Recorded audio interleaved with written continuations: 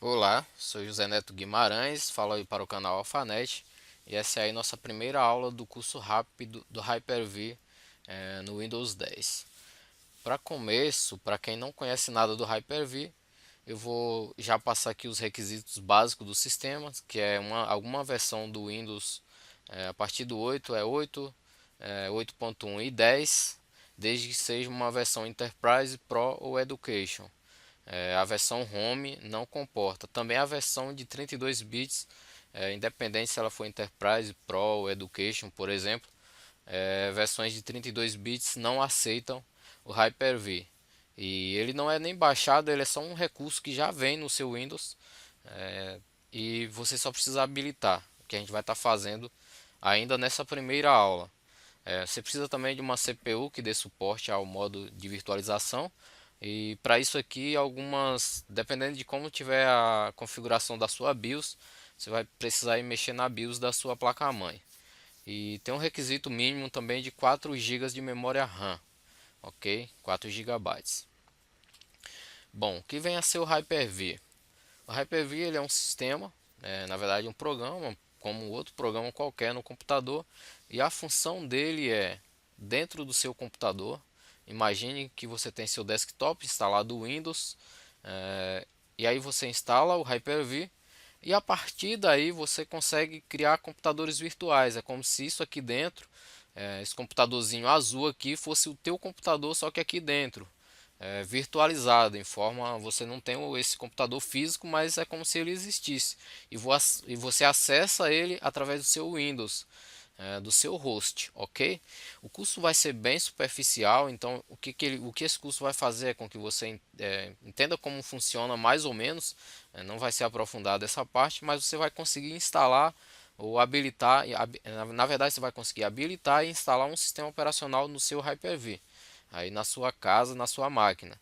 E a partir daí, a depender do nível que você necessite de conhecimento, você vai aprofundando porque tem muita coisa.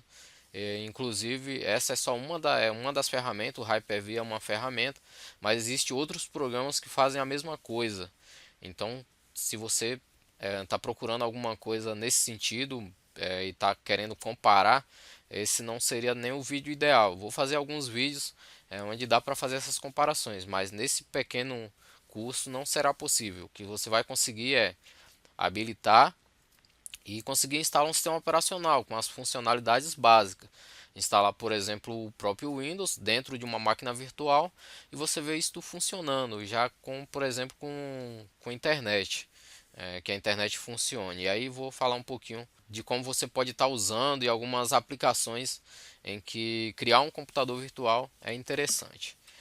Bom, essa aqui é uma imagem mais ilustrativa, onde que mostra que você tem o seu host, aí tem um servidor do Hyper-V, e aí você pode estar, por exemplo, criando 3 máquinas virtuais ou mais, imagine até dezenas de máquinas virtuais, a depender aí do seu hardware, do hardware do seu computador físico.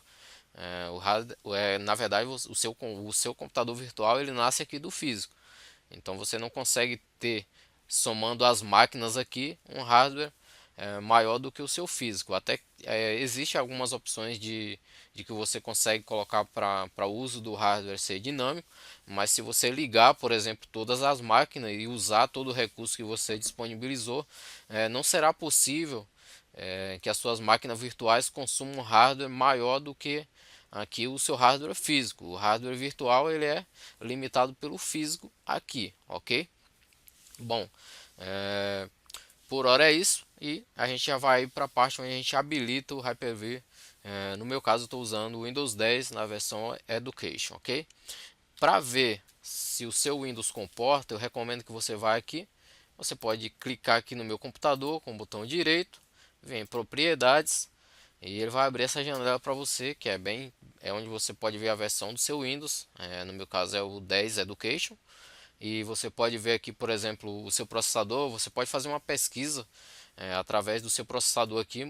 Meu, por exemplo, é um i5 com código 3340 e você pode fazer uma pesquisa exatamente com isso, com o processador aqui, no caso o modelo e a numeração dele. Você consegue fazer uma pesquisa se ele aceita aí o sistema de virtualização. Se ele aceitar, ok. O meu sistema operacional ele é baseado em 64 bits, como vocês podem ver.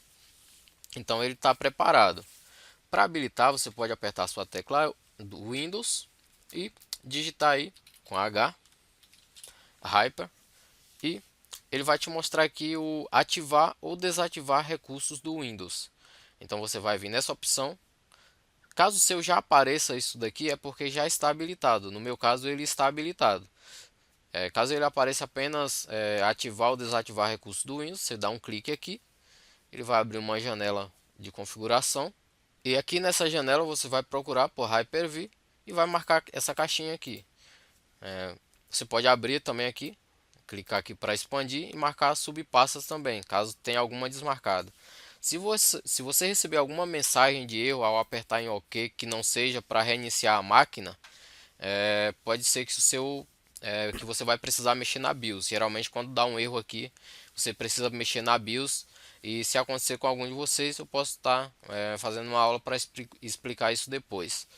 Ok? Se você habilitou seu Hyper-V, após reiniciar o computador, ele vai aparecer aqui o gerenciador do Hyper-V. Você pode dar um clique. E se ele aparecer assim, já com o servidor aqui, ok? Vai aparecer aqui o nome do seu computador. No meu caso, eu já tenho aqui algumas máquinas virtuais. E na próxima aula a gente já entra aqui para criar mesmo uma máquina virtual, ok?